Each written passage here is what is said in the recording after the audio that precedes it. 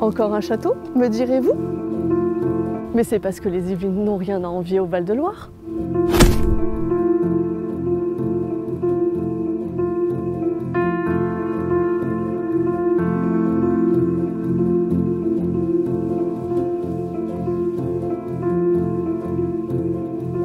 Selon les sources, on recense plus de 200 châteaux dans le département. Et aujourd'hui, nous sommes à Dampierre en Yvelines pour découvrir un domaine, celui des ducs de Chevreuse et de Luynes, parfois qualifié de résidence secondaire des rois. Dampierre est une des résidences secondaires des rois, mais il est vrai que Dampierre a toujours été un lieu de villégiature. On sait que déjà du temps de Louis XIV, il envoie sa maman, Anne d'Autriche, venir découvrir Dampierre, venir découvrir les plus beaux jardins. Mais le 18e, c'est vraiment le lieu de villégiature par excellence.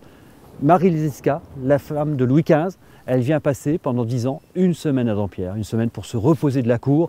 Et là, elle est au calme. Elle est avec ses amis, les Luynes. La dame d'honneur de Marie Lesescas, c'est Marie Brulard, duchesse de Luynes. Et donc, elle vient passer une semaine tous les ans à Dampierre. Ce qui vaut que Dampierre vit et attire les plus grands architectes, les plus grands artistes à l'époque. Et donc, Dampierre continue à rayonner, puisqu'ensuite Marie-Antoinette est venue également à Dampierre. Il y a eu des grandes fêtes dont on a encore quelques dessins qui montrent ces grandes fêtes. J'oublie entre les deux Madame de Pompadour, parce que même si Marie Lesescas venait, la maîtresse de Louis XV venait également. Donc elle est venue quelques fois. À la fin du 19e, la monarchie européenne passait par Dampierre, passer une semaine à Dampierre pour se reposer des allées-venues qu'il faisait à travers l'Europe. Un patrimoine du XVIIe siècle érigé dans la vallée de Chevreuse par Jules Hardouin, Mansart, l'architecte du château de Versailles, s'il vous plaît.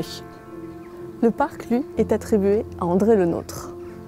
Fermé jusque-là au public, il rouvre ses portes en 2019 grâce à son nouveau propriétaire, Francky Mullier, le fondateur de Kiloutou, passionné d'art et d'histoire. Si au tout début c'était le parc et les jardins qui étaient accessibles au public, c'est le château qui a ouvert cette année en exclusivité. On a pressé un peu le pas sur l'ouverture au public. Avec le propriétaire, on était assez pressé et les études de l'architecte en chef mettaient un peu de temps. Donc on a décidé toute la saison 2024 et on continue un petit peu 2025 parce qu'à un moment donné, il va falloir qu'on s'arrête. Mais on ouvre parce que le bâtiment lui-même, vide, un château vide, on accueille du public qui est nombreux pour vouloir découvrir les décors qui existent à l'intérieur, pour venir découvrir l'histoire de ce château. C'est un Dampierre qui vit. C'est un Dampierre où on veut résolument avec le propriétaire que les gens soient heureux quand ils arrivent, qu'ils apprécient le site aussi. Pour nous, c'est quelque chose qui est important.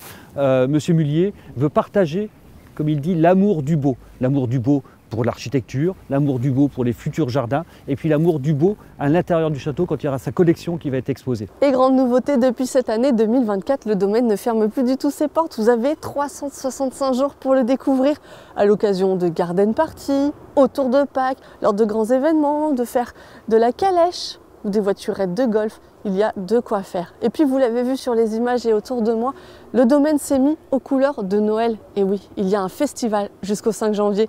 Laissez-vous tenter. Moi, je me demandais ce qu'elles en ont pensé.